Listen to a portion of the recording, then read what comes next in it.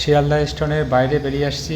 বাইরে বেরিয়ে আসতেই ট্যাক্সিওয়ালারা আমাদেরকে ঘিরে ধরলো। এক এক রকম দাম বলছে। কেউ বলছে 400 টাকা, 500 টাকা, হাওড়া স্টেশনে নিয়ে যাবে।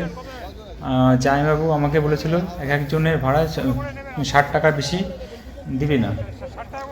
আমি 60 টাকায় বললাম, ওরা রাজি হচ্ছিল না।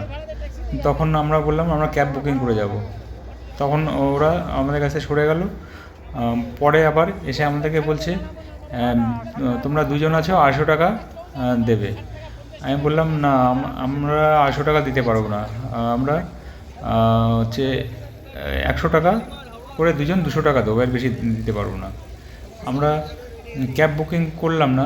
ক্যাব বুকিং করলে সেখানেও 200 টাকা পড়তো, সেখানে 200 টাকায় এরা রাজি হয়ে গেল। এই জন্য আমরা এই ট্যাক্সিতে উঠে গেলাম। বাইরে থেকে শিয়ালদা স্টেশনের দৃশ্যটা এরকম লাগছিল। হাওড়া স্টেশনে যেতে যেতে রাস্তায় প্রচুর ট্রাফিক জ্যাম, দেখতেই পাচ্ছ।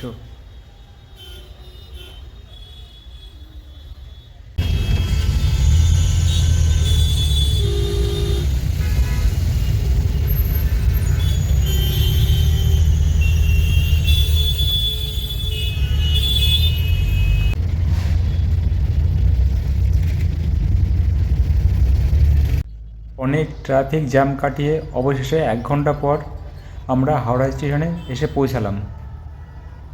দেখো হাওড়া ব্রিজ কত সুন্দর লাগছে। সে কত বছর আগে ব্রিটিশ আমলে ব্রিটিশরা এই হাওড়া ব্রিজটা তৈরি করে দিয়ে গেছিলো।